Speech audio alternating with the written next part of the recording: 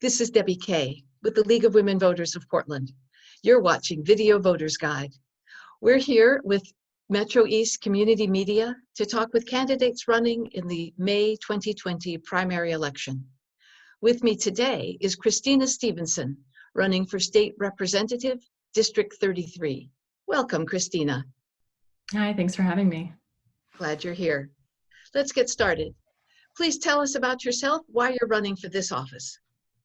Sure. So my name's Christina Stephenson, and I'm born and raised in Oregon. I'm a mom, I'm a civil rights attorney, and I have my own small business. And how I got involved in the Oregon State Legislature was just as a constituent. So it was 2012, and my dad was passing away from cancer. And I remember, my dad loomed large in my life. He was a very formative figure.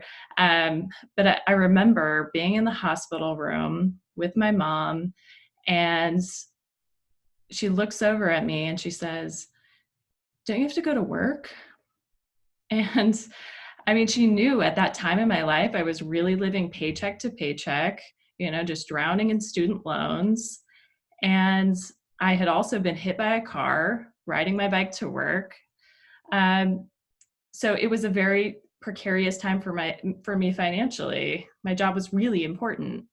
But I told her, look, in Oregon, we actually have job protection to take care of a family member during this time, so you don't have to worry. Well, my dad did pass away, and after that, I learned that although my job was protected during the caregiving period, once he passed away, my job was no longer protected. And I thought this was insane.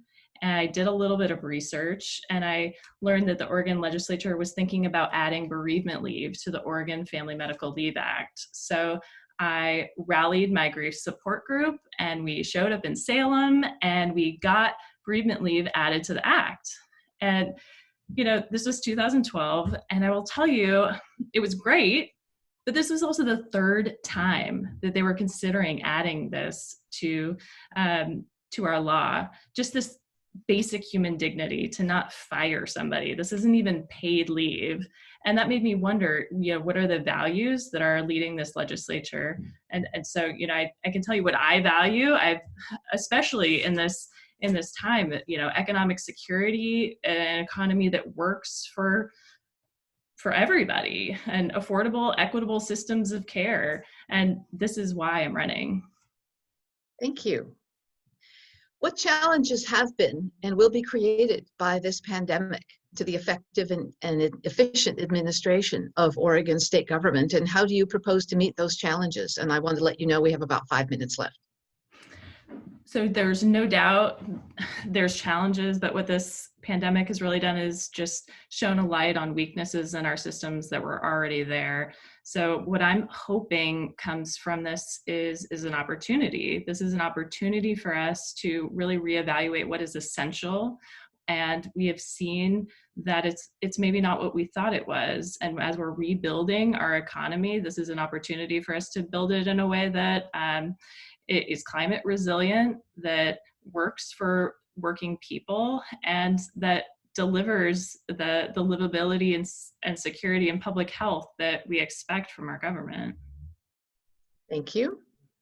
Traditionally, the legislature has conducted the decennial redistricting process, which will occur next year in 2021. Are you comfortable with the current redistricting process? And if not, how would you seek to change it?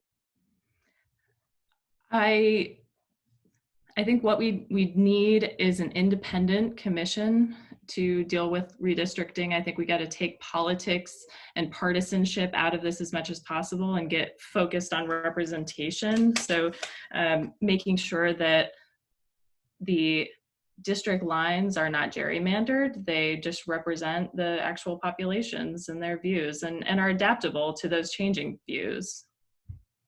Thanks. What are your thoughts on trade proposals intended to mitigate climate change? Do you think they're a good idea or not, and why? No doubt climate change is our number one existential threat. It deserves immediate and bold action. I'm happy that we have an opportunity to go back and do something even bolder than cap and trade, in my mind. A system that encourages or allows pollution and emissions to continue is not the kind of bold change that we need right now. Okay. And what is your view of the suggestion that that the legislature suspend collecting the taxes that will fund the 2019 Student Success Act? So the Student Success Act was incredibly historic after 30 years of disinvestment in schools, and still was not enough. I don't think it makes sense to take a one-size-fits-all approach. There are some businesses that are going to be able to pay the tax and some that won't, and that's fine. That's the nature of any tax. So if folks are struggling due to the pandemic, they're going to be paying maybe no tax or a smaller proportion of tax, and some will maintain the tax. So there's no long-term, we're going to need long-term revenue reform, but this piece is not something that I would suggest we undo. Thank you. To return to the cap and trade for a moment, because we do have a little time, are there what proposals that you would offer as to how to deal with that? Alternatives. Well, so I've got a short-term solution, and it's a bill that I've drafted, and what it does is it says, hey, we've got nothing but laws on the books already. What we don't have is people enforcing existing laws. So it would empower more people to enforce things like clean water, clean air regulations, and help the frontline communities. So it's a key TAM concept, and it empowers nonprofits, individuals to go after these violations. Some of the money goes back to the state to increase their regulatory support. Some of it goes to the frontline communities, and some goes to the people who actually do the work. And it's a really effective way of getting our laws enforced. Thank you. We have about a minute left. Is there anything that you'd like to bring up? Wow.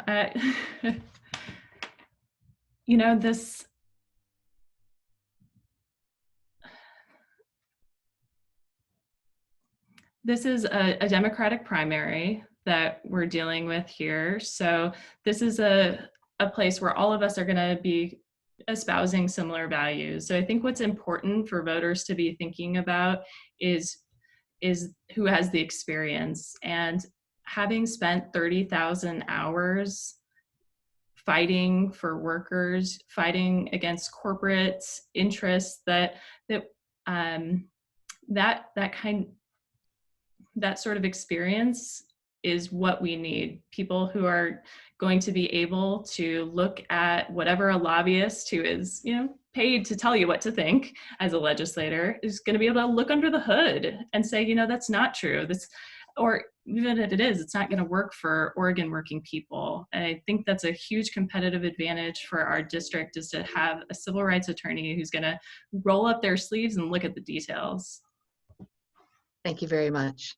This has been Video Voters Guide. The primary election is Tuesday, May 19th. Please be an informed voter. Visit vote411.org to learn more about the candidates and ballot measures on your ballot and exercise your right to vote. Thank you for watching.